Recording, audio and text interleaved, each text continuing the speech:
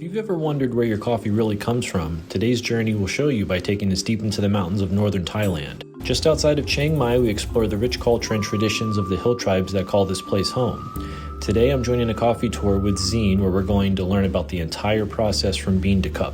We'll be traveling in a remote hill tribe village, learning how coffee is grown, harvested, and roasted up here high in the mountains. Along the way, we'll meet some local farmers, experience their way of life, and of course, taste the incredible fresh coffee. Tour here in Ban Nong Tao. Good. Pronunciation is a little off. Good, very good. Very good. So yeah, I am Justin, doing a little bit of coffee research for Cafe Lomez. We have our wonderful tour guide. You introduce yourself. My name is Jack. So Yes, and how many years have you been doing these tours? this tour about 2 years now, but I'm been a tour guide for 20-something years. Yeah, and we are at about 1,400 meter elevation right now, just about an hour drive outside of Chiang Mai. And can you talk a little bit about why this region is good for growing coffee? The reason why we're good for the coffee because we are in a mountainous area. So the good coffee more higher, we can get a good quality of sweet of coffee. So our coffee today, we try to be a nature high place to grow for the good coffee.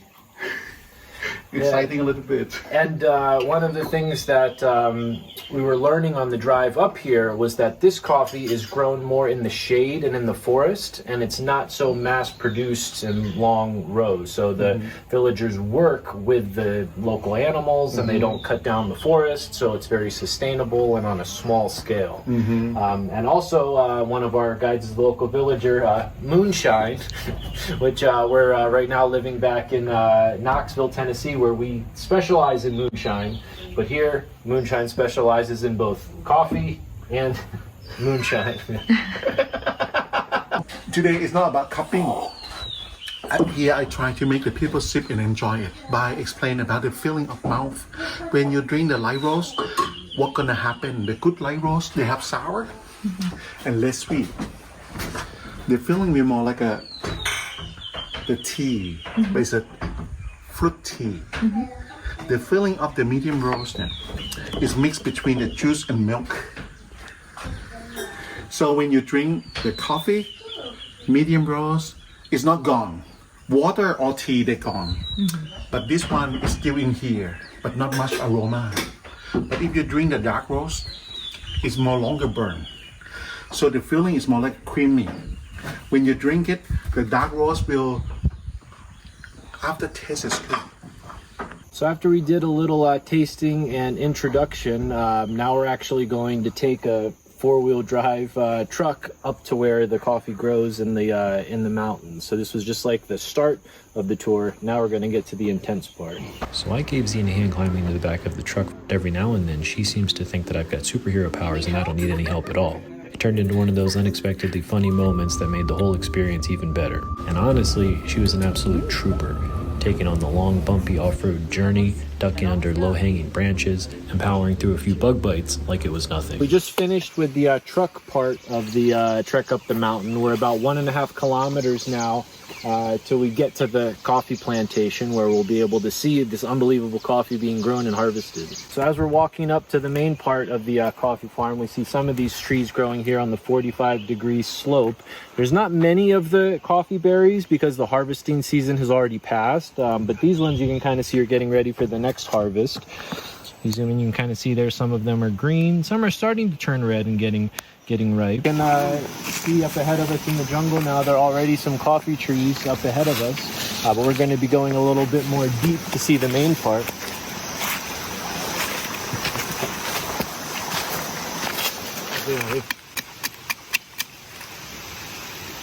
It smells a lot better than it tastes. No, don't drink. Kia cái nó có mọc phù à, cho cổ à, cho sợ có cái thịt hầu sao? Oh, now I kind of get it. Maybe like a balm, like a.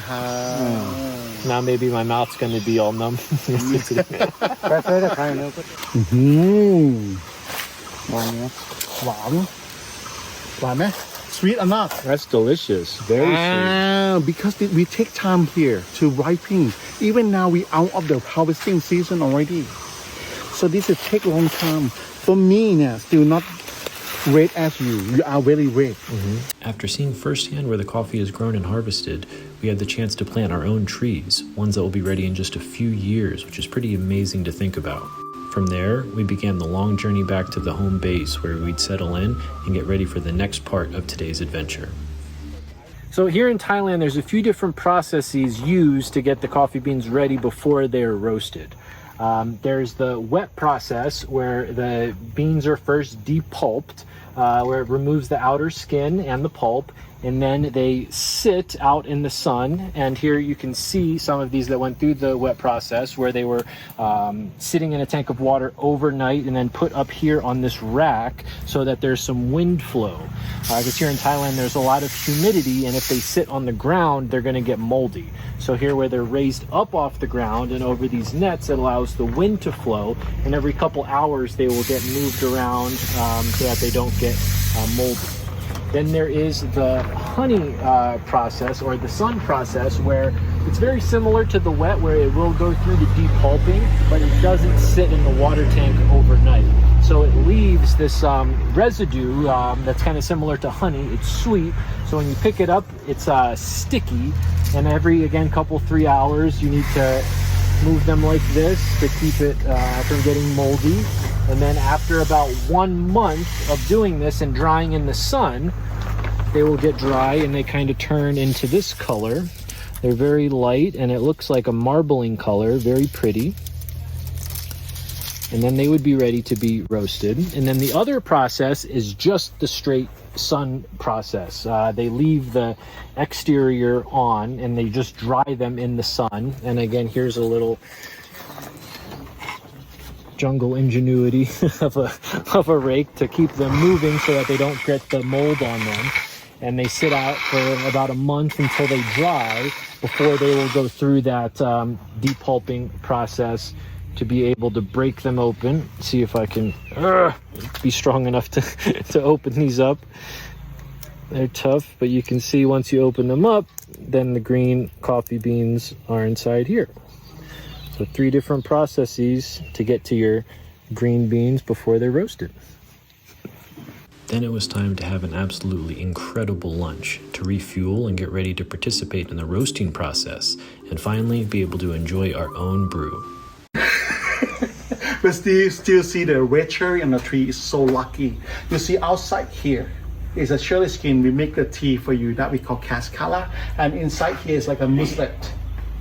This is like a sweet, like a sugar layer that give honey process and natural process coffee more sweetener. And then inside here, after we dry, I want you break it. This is like a parchment, like a hard shell. We break this, we see the green bean. And when we roasting coffee, the green bean will getting bigger. We will see the last skin that we call silver skin. That's it, very simple. Then start to entrance to the coffee roasting. Coffee roasting for me, I make it 1 pass, 2 pass, and 3 pass. The first phase we call drying phase, when the coffee beans start to evaporate the water out from the green bean. Until the time pass to 4-5 minutes, your green beans start to be yellow color. That is a Maya browning reaction that happened with the steak, toast, chicken roast. Okay, something like that. In that time, it's the most important part of roasting coffee. You can read from here. Money in the bank is the main one.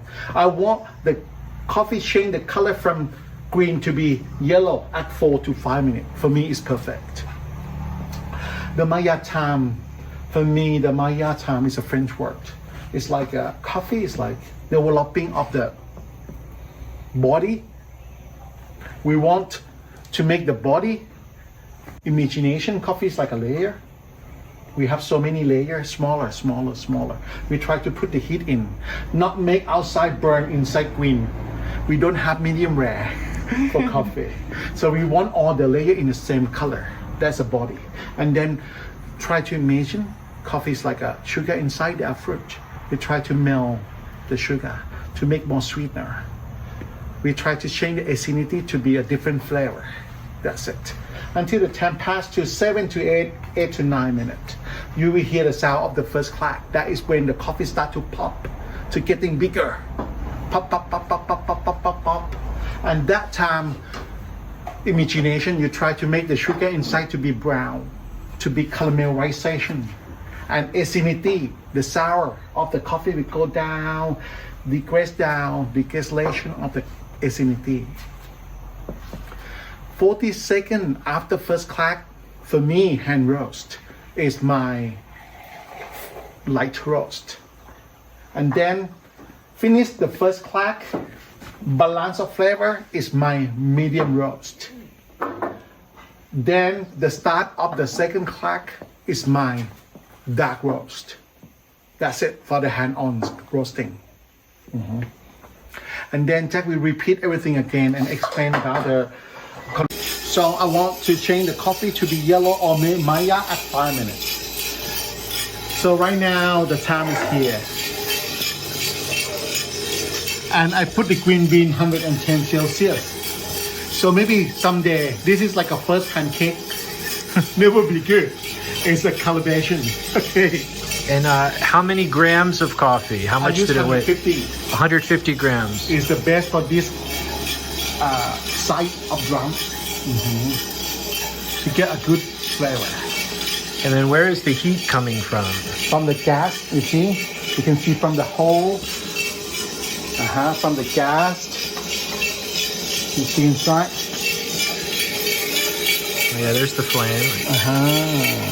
And then you can see I use this aluminum, but this is an iron because iron is keep temperature quite good. So after Moonshine manually cooled the beans from his roast, it was my turn to give it a try.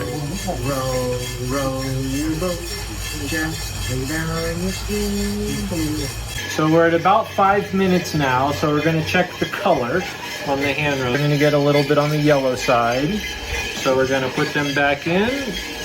And I think now we're going to turn up the heat a little bit. Half, you see? About halfway. This is kind of where it's the manual process where you have to know your machine, know your fire, and luckily for us, Jack is the expert, so he's keeping me on task. Got to keep with the rhythm, the 1, 2, 3, 1, 2, 3, 1, 2, 3, 1, 2, 3. My machine is easy in the USA, I just got to push a button, but here you got to be a master, you got to have your hand motion. It's tricky, but it'll be well worth the wait. All right, so we're a little over 7 minutes now. So this is the kind of zone where we cranked up the temperature. Now we're going to see what the color looks like. Oh, getting closer. Oh, I hear a crack. I think that was the first crack. Coming, multiple crack. There's a little bit more crack. Conduction, convection, conduction, convection. I'm going to put a gas up a little bit. So now, convection, conduction, convection. Yeah, this is an amazing place to be doing this, where in the background I see the rice fields. There's also a spider crawling up on the top of the wall. Peter Parker. Don't tell her! Don't tell that in the video. He already knows. I see that. Jack is a smart man. Don't tell her. You don't want to see it. By hand. Ready? Ready?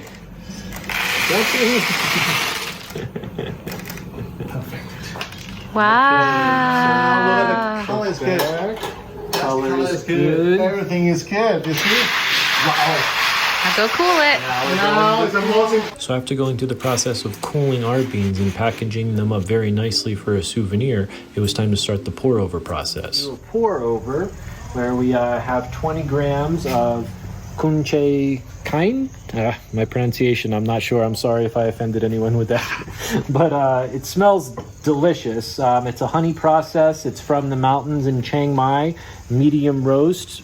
Absolutely delicious. So we're going to put our little filter in with 20 grams of our coffee. Make sure that it's nice and solid in there. We're going to tear out the scale. And then we have water. The hot water is here. So usually we start the timer. And I'll start in the middle with a little bloom just to get it kind of going and then let it sit at about 60 to 75 grams is usually what I start at. In the bloom, as you can see, the bubbles coming up from some of the carbon dioxide, and that means that these were pretty freshly roasted within, I would guess, the last like month. If they don't do that, it means they're stale. So the bloom is pretty good. So after about 30 seconds or so, I usually like to pour in the next, kind of start in the middle and spiral out until I get to about 150 grams.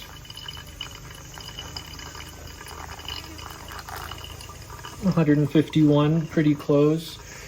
And here's where you just kind of keep your eye on the timer. Right now we're getting close to a minute. The final process should never be more than about 3 minutes in a pour over. Anything after that gets a little bit on the bitter side. You want to be able to get it between like the 2 to 3 minute process.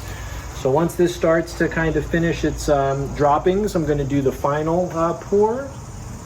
We're again kind of start in the middle, work the way out with a spiral, maybe get to about 250 grams, 248, 250. Thing off here, and this is the coffee that's good to go.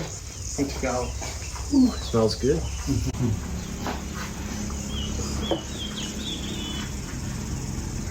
So easy to drink. A little bit on the sour side, but I prefer that over the bitter side. We're at about 2 minute 10 extraction, so I expected it to be a little bit more on the sour side. And I love when there's notes of like fruit in there. Almost like out of this one, I can get like almost like a lemongrass taste, citrusy. Yeah, I'm getting some citrus notes.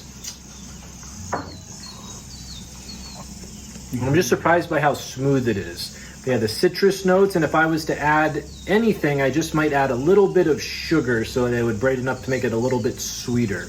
But overall, I would rank this in, some of the top 10 coffees I've ever had. So thank you very much. This was wonderful. Perfect. It's perfect. You're on the scale. So in the spirit of competition, it was now Zine's turn to do a pour over and see which one tasted better. Moonshine? More moonshine. And then you follow the instructions. How do I start the time? It's right here on 30 the. seconds, 40 grams. And then you just press start. And I do a little spinny. Yeah, you start in the middle with the Just bloom. one in the middle? Yep, 40 grams. Oh my god, it's Start. ready. Go to 40 grams. So we're at about 17 seconds. So yeah, then the next one at 30 seconds, you pour to 100 grams. Circle you guys were talking Yep, about? that's when you do your circle. So you want to make sure that all of the coffee and water gets distributed as evenly as possible to 100 grams. Good. All good. Okay. Everything is perfect. You do it. You have to test. You do the same bean. What do I do? 3 minutes on breathing until 3 minutes. And then normally I don't like the water here because this one is like a crema. They keep the astringent. I will take it out a little bit before they. A little bit. This is good. My test. Yep. Time for test. Before. Wow. Good. See, there's a cow in the background. Come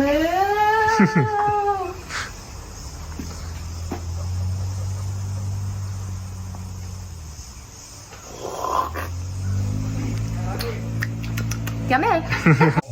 So the first thing I noticed is it doesn't need anything. The other one, I thought maybe a little sugar would have made it perfect, but this is great on its own. You can taste flowery. It already has a little bit of sweetness and still on the sour side. I don't like when it gets on the bitter side. So a little bit of sour floral notes, super complex, delicious. Zine, good job. Good. Really, really good. Thanks, guys.